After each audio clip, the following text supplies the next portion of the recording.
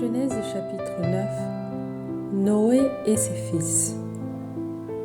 Dieu bénit Noé et ses fils et leur dit: Soyez féconds, multipliez et remplissez la terre.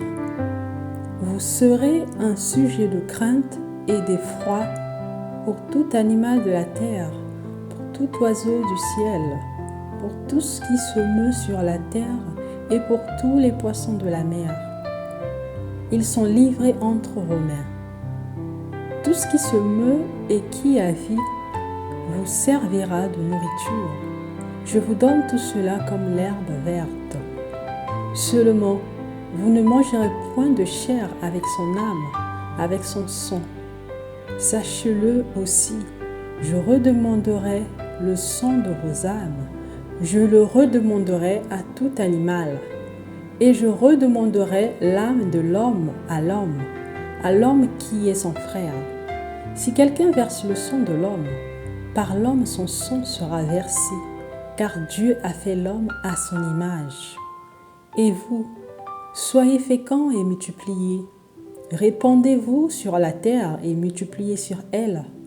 Dieu parla encore à Noé et à ses fils avec lui en disant: Voici, j'établis mon alliance avec vous et avec votre postérité après vous, avec tous les êtres vivants qui sont avec vous, tant les oiseaux que le bétail et tous les animaux de la terre, soit avec tous ceux qui sont sortis de l'arche, soit avec tous les animaux de la terre.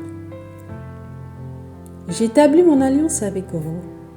Aucune chair ne sera plus exterminée par les eaux du déluge, et il n'y aura plus de déluge pour détruire la terre. Et Dieu dit: C'est ici le signe de l'alliance que j'établis entre moi et vous, et tous les êtres vivants qui sont avec vous, pour les générations à toujours.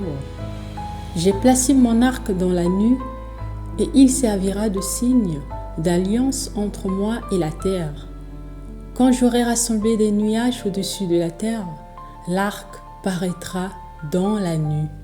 Et je me souviendrai de mon alliance entre moi et vous, et tous les êtres vivants, de toute chair, et les eaux ne deviendront plus un déluge pour détruire toute chair. L'arc sera dans la nue, et je le regarderai pour me souvenir de l'alliance perpétuelle entre Dieu et tous les êtres vivants de toute chair qui est sur la terre. Et Dieu dit à Noé: Tel est le signe de l'alliance que j'établis entre moi et toute chair qui est sur la terre. Les fils de Noé qui sortirent de l'arche étaient Sem, Cham et Japheth. Cham fut le père de Canaan. Ce sont là les 3 fils de Noé, et c'est leur postérité qui peupla toute la terre. Noé commença à cultiver la terre et planta de la vigne. Il but du vin, s'enivra et se découvrit au milieu de sa tente. Cham, père de Canaan, vit la nudité de son père et il le rapporta dehors à ses 2 frères. Alors Sem et Japheth prirent le manteau, le mirent sur leurs épaules, marchèrent à reculons et couvrirent la nudité de leur père. Comme leur visage était détourné, ils ne virent point la nudité de leur père. Lorsque Noé se réveilla de son vin, il apprit ce que lui avait fait son fils cadet.